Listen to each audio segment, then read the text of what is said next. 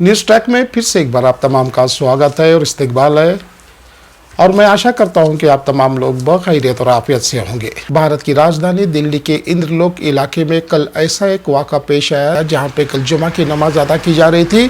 लेकिन एक पुलिस के अहलकार ने उनके साथ बहुत ही बदसलूकी से पेश आया जब वो सजदे में जा रहे थे। इस वाक़े का वीडियो इतना वायरल हो चुका है जिसकी वजह से तमाम उम्मत मुस्लिमा के जज्बात को बुरी तरह से ठेस पहुंची है। दुनिया का कोई भी मजहब, दुनिया का कोई भी धर्म इस बात की तालीम और शिक्षा नहीं देता दूसरे के धर्म का अपमान करे या दूसरे के धर्म की बेइज्जती करे। इंद्रलोक के इस पुलिस अहलकार का मामला बहुत ही संगीन इख्तियार करता जा रहा है और हर जगह इसकी मजम्मत की जा रही है। हम तमाम को चाहिए कि हम एक दूसरे से मिलकर रहें और एक दूसरे के मजहब का, एक दूसरे के धर्म का ख्याल करते रहें। इसी में हमारे देश का विकास है, इसी में हमारे देश की तरक्की है। इस सिलसिले में इस अहलकार को फौरी तौर पर दिल्ली की पुलिस ने उन्हें मुअत्तल यानी सस्पेंड किया है, लेकिन इंद्रलोक एरिया के तमाम अवाम का यही मुतालिबा है कि इस पुलिस अहलकार को हमेशा के लिए, को ज़िंदगी भर के लिए उन्हें अपनी मुलाजिमत से बरतरफ करें तो बेहतर है, ताकि तमाम ऐसे लोगों को एक सबक हासिल हो सके। मुअत्तल करना या सस्पेंड करना इसका हल नहीं है और तमाम अवाम का भी यही डिमांड है, यही दरख्वास्त है कि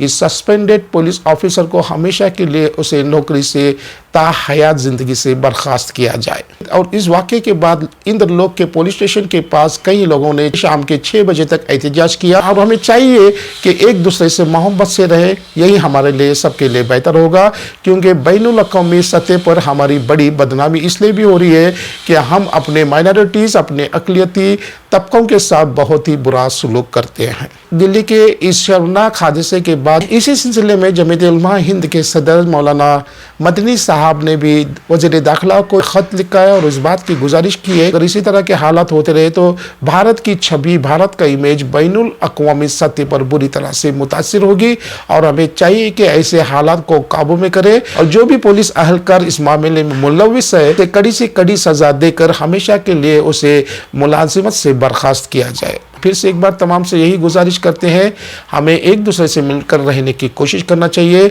और उसमें हम तमाम की भलाई है। दिल्ली के इलाके इंद्रलोक में जो वाक़ा कल पेश है जिसकी वजह से तमाम मुसलमानों के जज्बात को बुरी तरह से ठेस पहुंची है, हम तमाम फिर से एक बार हुकूमत से गुजारिश करते हैं कि ऐसे वाक़ा दोबारा वहाँ पे पेश ना आए तो हम सब के लिए बेहतर होगा। आप देख रहे हैं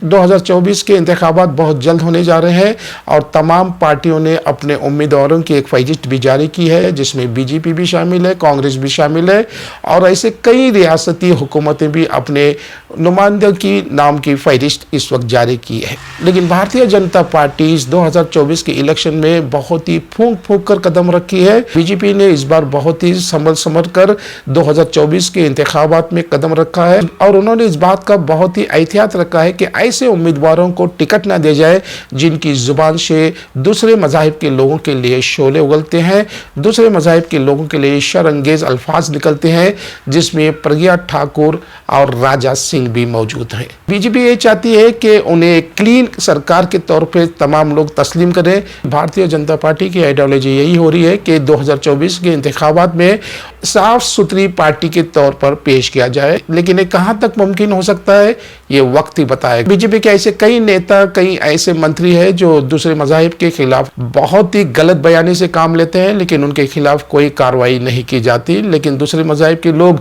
किसी भी थोड़ी सी भी गलती करते हैं तो उनके यहाँ पे ईडी भेजी जाती है। श्री शरद पवार के पोते के यहाँ ईडी ने आज छापा मारकर 50 करोड़ रुपए की मालियत जब्त कर ली। इसी तरह से देश भर में ईडी के छापों का सिलसिला जारी है जो हुकूमत के खिलाफ कुछ भी गलत बयानी से काम लेते हैं। अब हमें चाहिए कि एक दूसरे से मोहब्बत से रहे, यही हमारे लिए सबके लिए बेहतर होगा, क्योंकि बैनुल अक़वामी सतह पर हमारी बड़ी बदनामी इसलिए भी हो रही है कि हम अपने माइनॉरिटीज़, अपने अक़लियती तबकों के साथ बहुत ही बुरा सलूक करते हैं। दिल्ली के इस शर्मनाक हादसे के बाद इसी सिलसिले में जमीयत उलमा हिंद के सदर मौलाना मदनी साहब ने भी वज़ीर दाखिला को खत लिखा है और इस बात की गुजारिश की है अगर इसी तरह के हालात होते रहे तो भारत की छवि, भारत का इमेज बैनुल अक़वामी सतह पर बुरी तरह से मुतासिर होगी और हमें चाहिए कि ऐसे हालात को काबू में करे और जो भी पुलिस अहलकार इस मामले में मुलव्विस है कड़ी से कड़ी सजा देकर हमेशा के लिए उसे मुलाजिमत से बर्खास्त किया जाए। फिर से एक बार तमाम से यही गुजारिश करते हैं, हमें एक दूसरे से मिलकर रहने की कोशिश करना चाहिए और उसमें हम तमाम की भलाई है। दिल्ली के इलाके इंद्रलोक में जो वाक़ा कल पेश है, जिसकी वजह से तमाम मुसलमानों के जज्बात को बुरी तरह से ठेस पहुंची है, हम तमाम फिर से एक बार हुकूमत से गुजारिश करते हैं कि ऐसे वाक़ात दोबारा वहाँ पे पेश ना आए तो हम सब के लिए बेहतर होगा। आप देख रहे हैं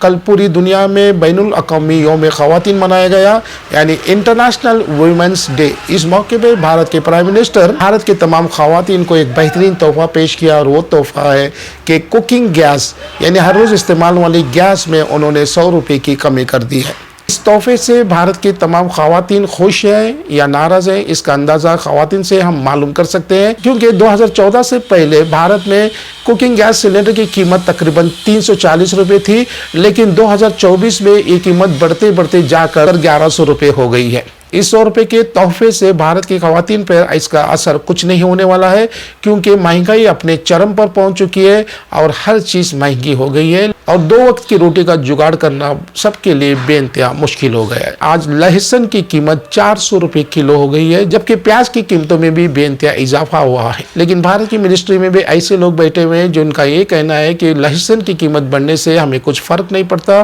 प्याज की कीमत बढ़ने से हमें कुछ फ़र्क नहीं पड़ता, क्योंकि हम ना तो लहसुन खाते हैं और ना प्याज खाते हैं। भारत की 50% से ज़्यादा लहसुन और प्याज और रोटी पे अपना गुजारा कर रही है। आप देख रहे हैं न्यूज़ ट्रैक में खबरों का सिलसिला जारी है और हम उम्मीद करते हैं कि हमारा न्यूज़ ट्रैक आपको पसंद आ रहा होगा। फिर से एक बार आपसे मुलाकात होगी। आप हमारा चैनल शेयर करें, लाइक करें और सब्सक्राइब करें। तब तक शुक्रिया।